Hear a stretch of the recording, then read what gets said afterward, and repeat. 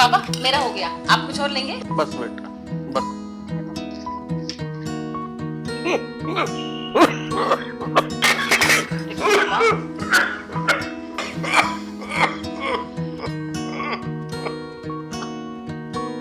पापा आजकल आपकी हेल्थ बहुत खराब हो गई है, आप वॉक करने नहीं जा रहे हो ना? करूंगा बेटा, चलूंगा। मेरे घुटने अब साथ नहीं देते। सब बहाने हैं।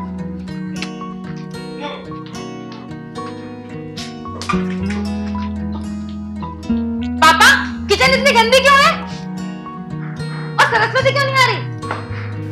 उसके पति की तबीयत ठीक नहीं है। बाबूजी, मैं 4 दिन काम पे नहीं आएगी। मेरा पति बीमार है। मैं घर का काम करेगी या बाहर का काम करेगी?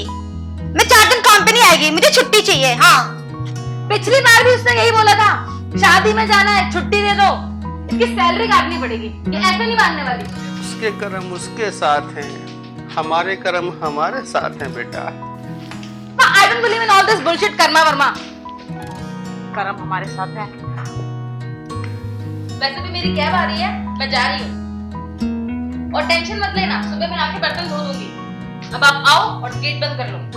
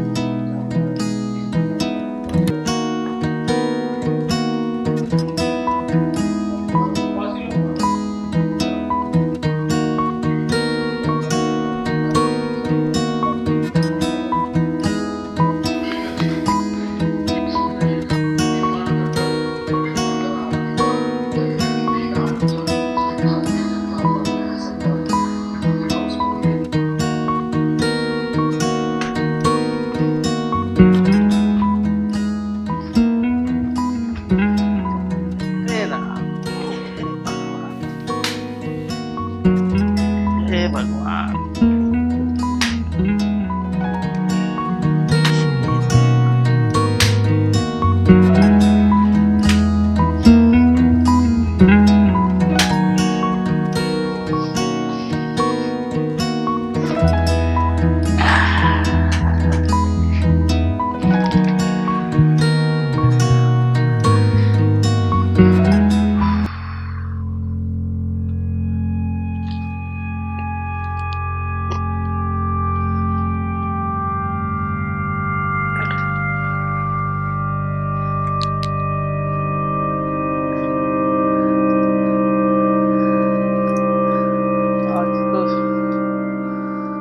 दवाई भी नहीं है,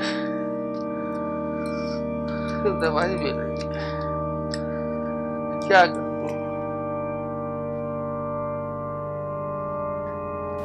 आजकल तुम अपनी दवाई के प्रति बहुत लापरवाह हो गए हो। मैं 4 दिन के लिए तीरथ पर जा रही हूँ, अपना ध्यान रखना। और हाँ, दवाई खत्म हो गई हो तो पहले ही मंगा लेना।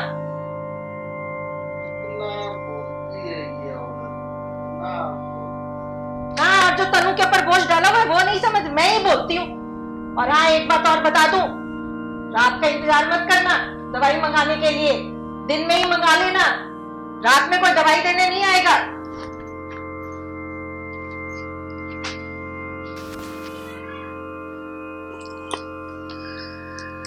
खुद ही लेके आता हूँ।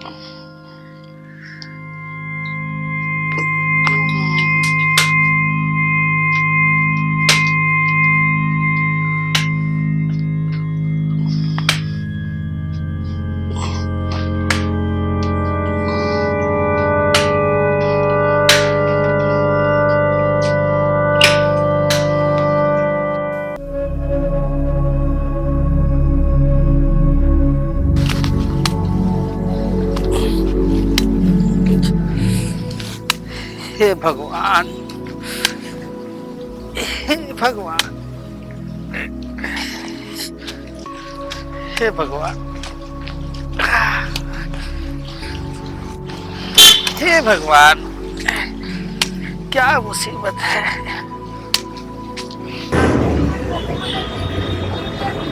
हे भगवान, मुझे आज सवारी दिलवा दो। मौसम खराब होने के कारण कोई सवारी नहीं मिलती। 3 दिन से भूखा हूँ, नहीं तो आज भी भूखा ही सोना पड़ेगा। हे प्रभु, मेरी मदद करो, मुझे सवारी दिलवा दो। भगवान, मुझे सवारी दिलवा दो, मेरी मदद करो भगवान। और कितनी दूर मिलेगा रिक्शे वाला? हे भगवान।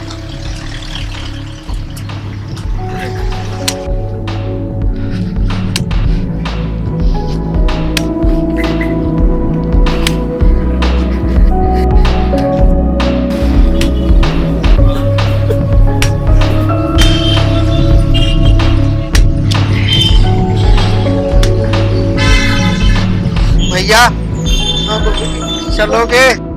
हाँ बाबूजी, कहाँ चलना है? दवाई की दुकान तक लेके चलो। हाँ, बैठो, चलेंगे। बैठो बाबूजी, बैठो।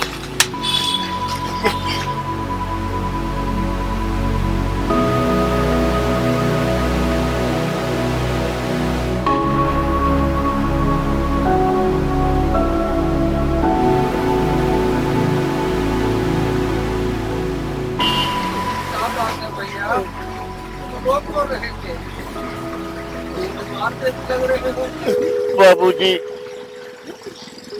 3 दिन से कुछ खाया भी नहीं है, तबीयत खराब है, बारिश की वजह से काम भी नहीं है, क्या करूं?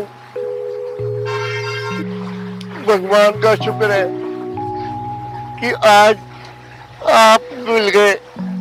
भगवान ने मुझे सवारी दे दी, भगवान का लाख लाख शुक्र है।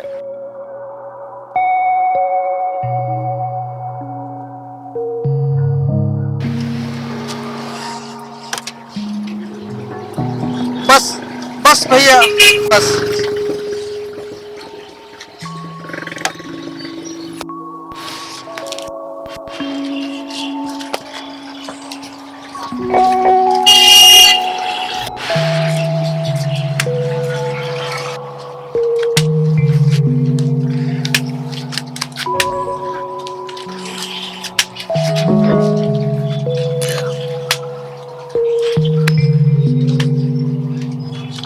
ये दवाई दे दो।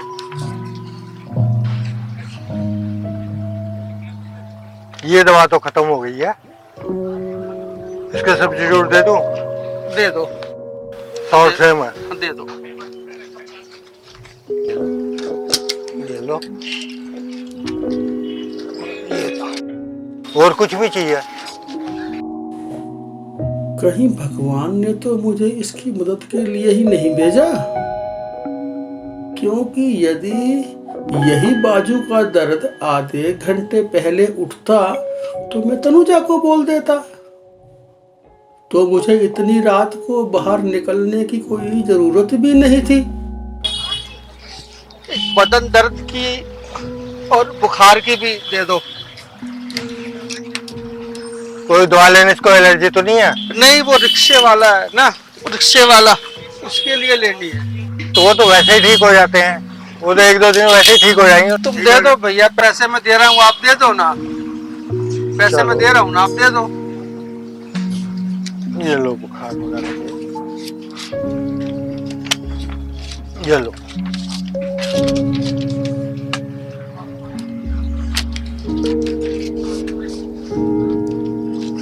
ये लो पर्ची लो।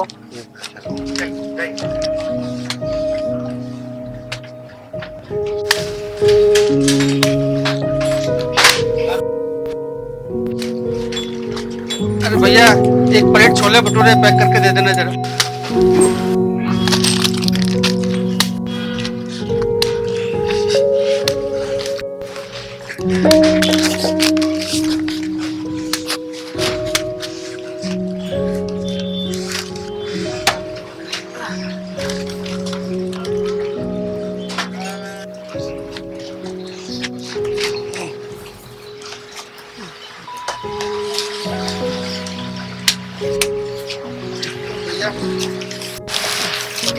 दवाई खा लेना और भूखे पेट मत खाना, ठीक है? जी बाबूजी, ये भी आपके लिए मैंने लिया है, खा लेना है। बहुत बहुत धन्यवाद।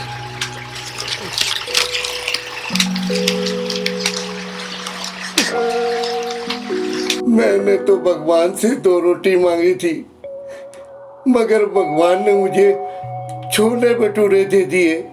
कई महीनों से इसे खाने की इच्छा थी। आज भगवान ने मेरी इच्छा पूरी कर दी और मुझे नहीं पता था कि भगवान के इस मंदिर के पास उसका एक दूत भी रहता है, जिसे उसने मेरी मदद के लिए उसी वक्त भेज दिया। उस होटल में तो बहुत सारी चीजें थी, मैं कुछ और भी ले सकता था। समोसा, खाने की थाली, पर मैंने छोले भटूरे ही क्यों लिए? क्या सच में भगवान ने मुझे रात को अपने भक्त की मदद के लिए ही भेजा था? तेरा लाख लाख शुक्र है भगवान। हम जब किसी की मदद करने सही वक्त पर पहुंचते हैं तो इसका मतलब उस व्यक्ति की प्रार्थना भगवान ने सुन ली और हमें अपना प्रतिनिधि बनाकर उसकी मदद के लिए भेजा है। दोस्तों, इसलिए कहते हैं अचानक आए हुए परोपकार, दान और मदद के मौके को ना गंवाएं। क्या पता ईश्वर ने आपको मौका दिया है उसके प्रतिनिधि के रूप में उस व्यक्ति की मदद करने के लिए।